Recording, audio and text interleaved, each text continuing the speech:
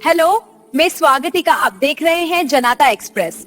आज की ताजा खबर। नीलगिरी विभागीय कार्य संपादन नाम गोटे निर्दिष्ट गोष्ठी को नीलगिरी आईटीडीए कर्तृपक्ष पृष्ठपोषकता करने प्रतिवाद में नीलगिरी बीजेडी लोकप्रतिनिधि तरफ आज अनिर्दिष्ट समय धारणा दि जाएगी।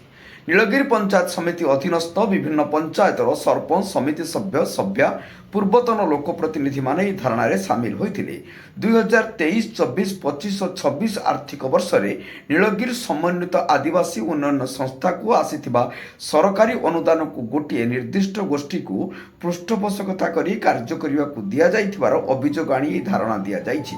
पूर्वतन विधायक सुशांत कुमार नायक नेतृत्व में प्राय 200 ऊर्ध्व धारणाकारी उक्त विभाग प्रियाप्रीति तोषण नीति हो किंबा चापर बशवर्ती हो या परित्याग कर स्वच्छतार सह उन्नयन कार्य बंटन करने को दाबी करथिले।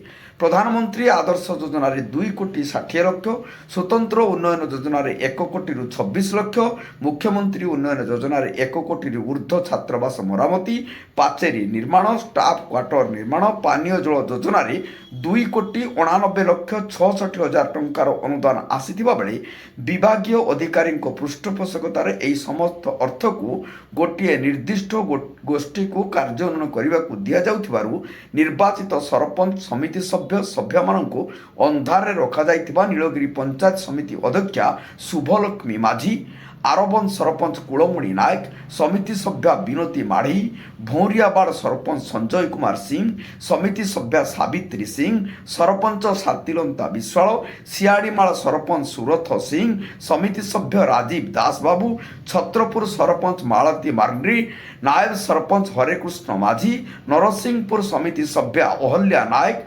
रमाकांत मड़ई, मछुआ समिति सभ्य प्रमुख बहु निर्वाचित लोक प्रतिनिधि और साधारण जनता यही अभियोग आनिथिबा सूचना मिली। यार स्थायी समाधान नहला पर्यंत धारणा जारी रहिबो बोली सेमाने चेतावनी देइछन्ति। नीलगिरिरु मनोज महांती को रिपोर्ट, जनता एक्सप्रेस।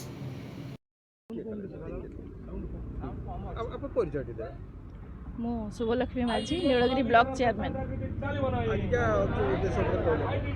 आज आपण मैंने जानी एटी गोटे पीआरआई मेंबर्स एवं ये जो आईटीडीए ब्लॉक जेहेतु आदिवासी भाई भौणी मैंने आसी आईटीडीए सामने गोटे प्रतिवाद सभा करिसेंती जे तांको पई जो प्रोजेक्ट आसुची जो आदिवासी भाई भौणी को डेवलपमेंट पई तांको वेलफेयर पई जो काम हबा कथा सेउडा ठीक भाव रे हो नाई, जोटा कि पंचायत रे गला परे से प्रोजेक्ट किए करूची एवं कहा द्वारा होची को मानर होची सेटा तांको किछि जणा जाउनी एवं पंचायत रे जो सरपंच माने अछंती समाने मध्य जानि पारु नांती।